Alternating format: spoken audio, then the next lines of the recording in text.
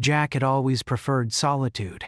As a mechanic, he was used to the hum of his tools, the grind of metal, and the quiet isolation of deep space. His small shuttle drifted through the endless void, its engines buzzing softly as he made his way to a derelict ship stranded in the middle of nowhere. The assignment was simple: fix a broken hull and make sure the engines were operational. He'd done it 1,000 times before. But when he boarded the ship, Jack wasn't expecting what he found. The interior was cold and dark, the faint glow of emergency lights barely illuminating the corridors.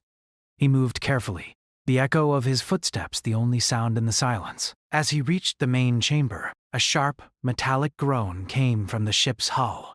Jack frowned. This wasn't just a simple repair.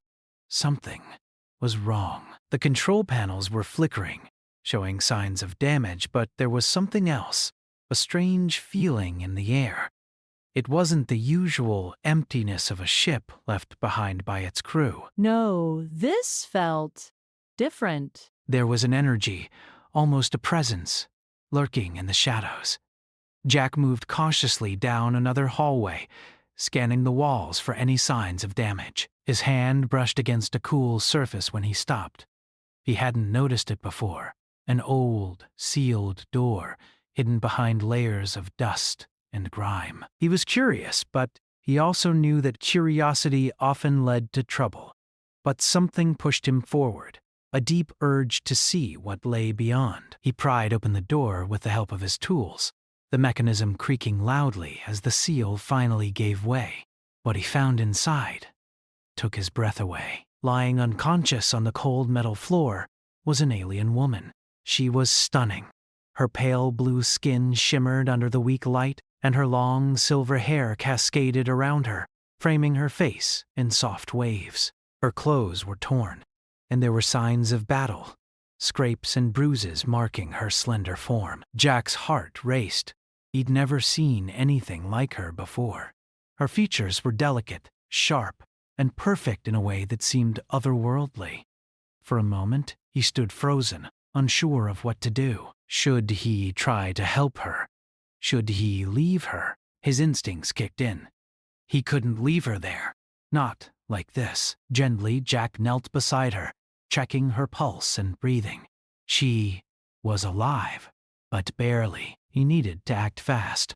Using his tools, he created a makeshift stretcher from some of the materials in his kit. Carefully, he lifted her into his arms and began the trek back to his ship, making sure to avoid any of the ship's more hazardous areas. Back in the shuttle, Jack laid her down on the medical bed. The control panel blinked green, indicating that the healing machines were working. He tried to stay calm, though his mind was racing. Who was she? What was she doing on that ship? And why was she hurt? As the machine hummed to life, Jack stepped back and watched. It wasn't long before the woman stirred, her eyelids fluttering. She opened her eyes slowly, blinking as if she were seeing the world for the first time. For a moment, she didn't speak. She only stared at Jack, her intense eyes studying him with an expression that seemed calculating. Then, in a soft, unfamiliar voice, she spoke. "Do you know who I am?" Jack's heart skipped a beat. Her voice was smooth, melodic, and oddly calming, but it also held an authority that he couldn't quite place. I'm not sure," Jack said, unsure how to respond. He had no idea who she was, but something in the way she asked the question made him feel like he should. The woman didn't seem to mind his answer.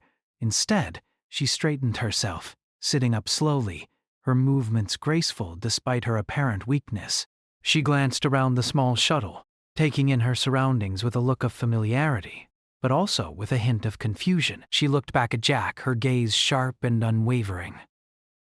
"I am Elara," she said, her voice now carrying a weight that Jack could feel in his bones. "I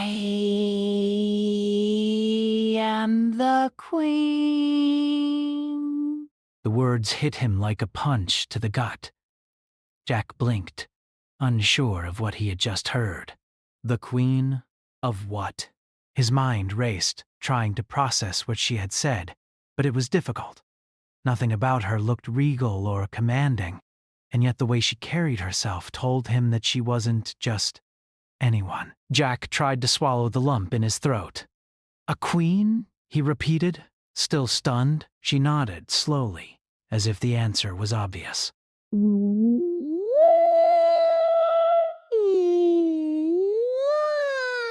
"I was forced to leave my people. There was an uprising. A betrayal." Her eyes darkened for a moment, the weight of those words hanging heavy in the air. "Now, I am in hiding." "And you," she looked directly at Jack, "will help me."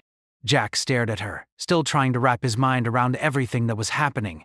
How had he gone from fixing a random ship to being involved with a queen from some unknown alien empire? "I don't know how I can help," Jack said, his voice shaky.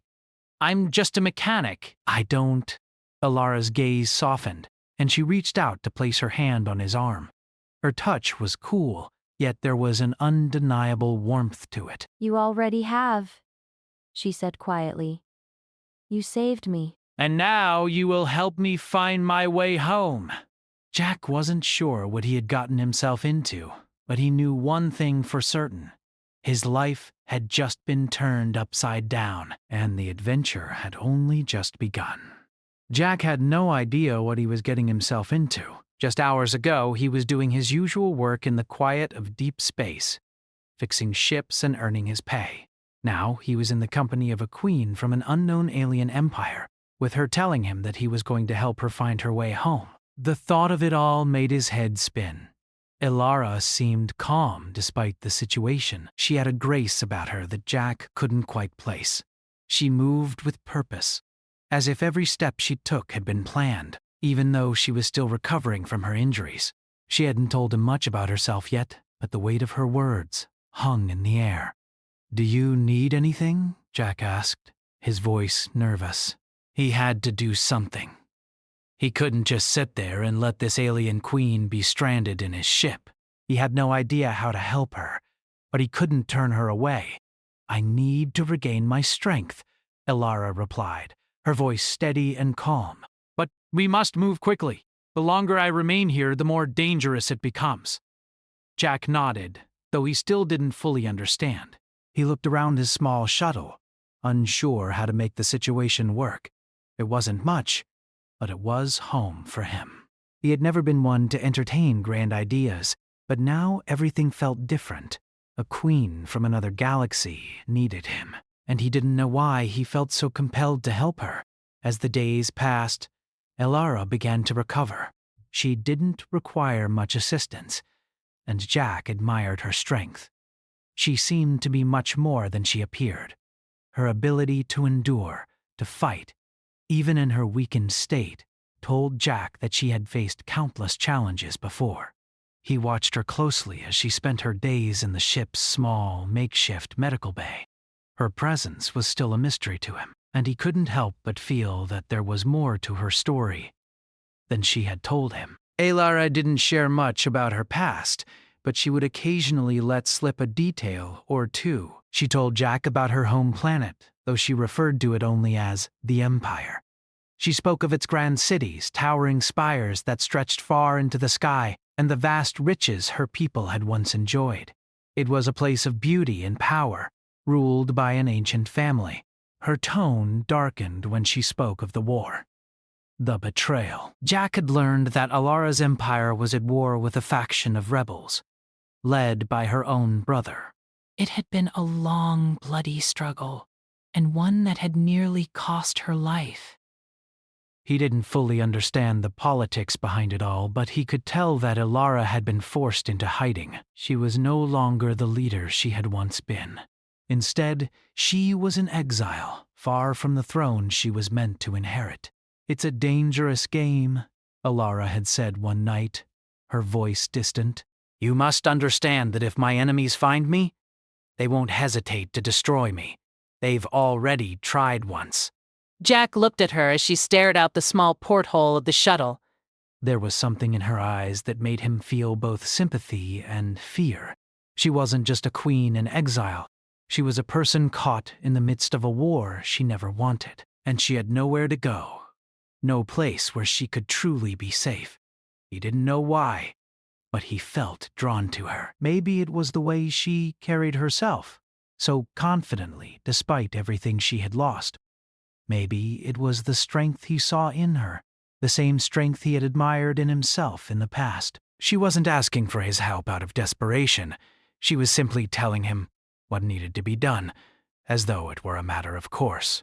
Jack had always been a problem solver, and this was the biggest problem he had ever faced. Days turned into weeks, and Jack continued to work on the ship, fixing what he could, while Alara stayed in her quarters, resting and gathering her strength. Slowly, a plan began to form. They couldn't stay in the shuttle forever. Jack needed to find a way to get her to safety. "I've been thinking," Jack said one day as Alara entered the cockpit. "By the space, there's a place I know. It's off the grid, isolated." No one will find us there. We could hide out for a while until things settle down. Alara looked at him, her eyes narrowing slightly. "Why would you help me?" she asked, a touch of suspicion in her voice. "You don't even know me." Jack hesitated, unsure of how to answer. He had asked himself the same question countless times. Why was he so willing to risk everything for a stranger, someone so different from him? "I don't know," he said at last. "But you're not alone in this. I don't think you've had anyone to rely on for a long time. So I'll help you. I don't know what the future holds, but I know you need help, and I'm not going to just leave you out here to fend for yourself." Alara looked at him for a long moment, and Jack could feel the weight of her gaze. Then, without a word, she nodded. "Thank you, Jack," she said softly. "You've made a wise decision."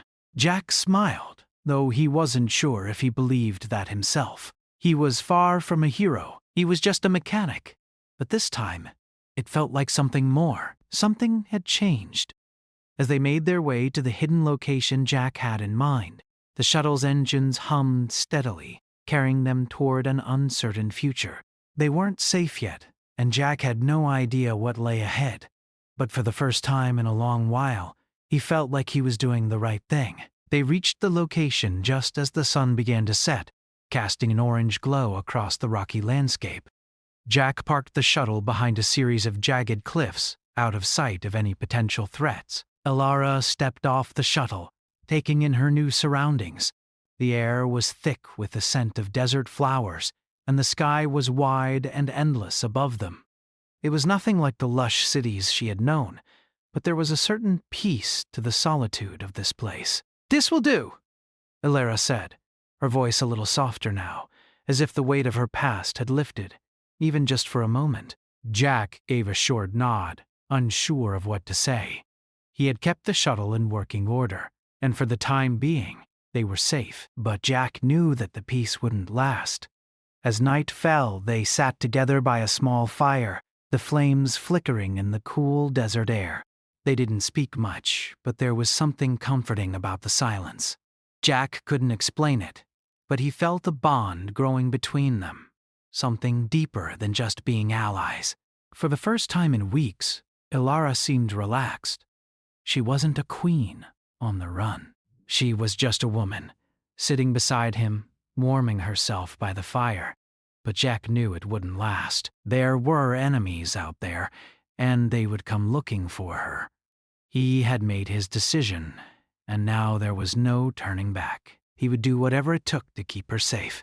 The days passed slowly in their secluded desert hideaway. Jack kept busy maintaining the shuttle, making sure everything was in working order, while Alara spent her time meditating and recuperating. It seemed like a quiet life, but Jack couldn't shake the feeling that something was about to happen. It wasn't just the fact that Alara was a queen in exile. There were too many unknowns, too many dangers lurking in the distance. He had promised to protect her, and that promise weighed heavily on his shoulders. Each day, Alara grew stronger. She was still distant at times, lost in thoughts Jack couldn't understand, but she also seemed more relaxed in his presence. Jack, on the other hand, was torn between the life he knew and the life he had found himself thrust into. He had never considered himself a hero, but now, In the quiet moments with Alara, he began to wonder if that's what he was becoming. One evening, as the sun dipped below the horizon, painting the sky with shades of red and purple, Alara turned to Jack with a serious expression. "We can't stay here forever," she said, her voice steady but filled with concern. Jack glanced up from his work, wiping his hands on a rag. I know. I've been thinking the same thing. She stepped closer, her eyes narrowing as if searching for something in his expression. My enemies will find us eventually. We can't outrun them forever. Jack felt his stomach tighten. He had hoped they could stay hidden for a while longer, but Alara was right. The longer they stayed in one place, the more likely it was that someone would come looking for her. He had already seen the signs of a few passing ships in the distance, their engines faintly audible on the wind. He had no idea how far the reach of her enemies extended, but he knew it was vast. "So what do we do?" Jack asked, trying to keep the fear from his voice. Alara's gaze softened, and for the first time she seemed to let her guard down completely. "We need to make contact with an ally," she said. "Someone who can help us get off this planet and somewhere safer. My people, my empire. They still have resources, but I cannot return to my home without allies." Jack frowned, confused. Allies? How do we even find them out here? We're not exactly on a well-traveled route. Alara! But I have a few places in mind, hidden away in the galaxy. I just need to contact them. And that's where you come in. Jack raised an eyebrow. Me? What do you need me for? She met his gaze, her expression serious. You have access to technology. I know your ship is old, but it's capable. We need to find a way to send a signal to my allies. It's risky, but we have no choice. It's the only way to get the help we need. Jack didn't like the sound of it. The idea of sending a signal felt like waving a big flag for anyone who might be looking for them. But there was no alternative. He had already made a commitment, and he wasn't about to back out now. "All right," Jack said, nodding. "I'll figure something out, but we'll need to be careful." "I don't want to make things worse." Alara's eyes softened. "I trust you," she said simply. That night, as Jack worked on the shuttle's communication system, his mind raced. He knew the risks. If someone intercepted the signal, they would be putting themselves in serious danger. But there were no other options. The longer they waited, the more likely it was that someone would find them anyway. At least if they made contact with her allies, they might have a chance. As Jack tinkered with the systems, Alara stayed close by, offering occasional help when needed. She had an uncanny knowledge of technology, something Jack had not expected. Her fingers moved deftly over the equipment, and every time Jack asked her a question, she answered with quiet confidence. It was clear that Alara wasn't just some lost queen in need of saving. She was intelligent, resourceful, and fully aware of the stakes. By the time they finished the modifications, Jack was exhausted. The shuttle's communication system was now capable of sending a long-range distress signal. Jack wasn't sure if the signal would reach anyone, but he had done his best. "We're ready," Jack said, wiping sweat from his brow. Alara took a deep breath and nodded. "Now we wait." The next few hours were tense. Jack and Alara sat together in silence, the only sound the soft hum of the shuttle systems. Jack could feel his heart pounding in his chest. Would anyone respond? Would they be safe? Just as he was about to give up hope, the communication panel blinked to life, crackling with static. Jack's heart skipped a beat. He quickly adjusted the controls, trying to clear the interference. And then, a voice came through. Alara, is that really you? The voice was deep, filled with disbelief, but there was no mistaking it. This was someone who knew Alara. "It's me," Alara replied, her voice a little shaky but still strong. I need your help. My enemies are closing in. and I need to get out of here. There was a long pause, and then the voice on the other end spoke again. We've been searching for you. We'll get you to safety. But we need to move quickly. Elara's eyes met Jack's, a sense of relief flooding her expression. They're coming for us, she said softly, more to herself than to him. We have a chance. But we need to move now. Jack felt a rush of adrenaline. This was it, the moment they had been waiting for. But he also knew that their problems weren't over. Whoever Elara's enemies were, they weren't going to give up easily. He wasn't sure what lay ahead, but he knew one thing. They had to stay one step ahead. He glanced at Elara, who was already standing, preparing for the next phase of their plan. She had the look of someone who was ready to face whatever came next. We leave now, she said, her voice steady. Jack nodded, feeling the weight of the situation sink in. They weren't just running away from something. They were running toward something bigger, something that could change the course of the galaxy. Jack had no idea what the future held, but he knew one thing for sure. This was only the beginning. The shuttle's engines hummed quietly as it glided over the rocky terrain, heading toward the coordinates provided by Elara's contact. Jack could feel the tension in the air. They had just made contact with her ally, but the danger was far from over. Elara's enemies were still out there, and it wouldn't take them long to figure out where she had gone. Jack glanced at Elara, who was sitting quietly beside him. Her face was calm, but Jack could see the weight of the situation in her eyes. She had always carried herself with grace and authority, but now, in this moment of uncertainty, she seemed more human. Jack had seen her at her strongest, but he was beginning to understand the burden she carried, the responsibility of being a queen, an exile, and someone fighting for survival. Elara, Jack said quietly, breaking the silence. What's the plan when we reach your contact?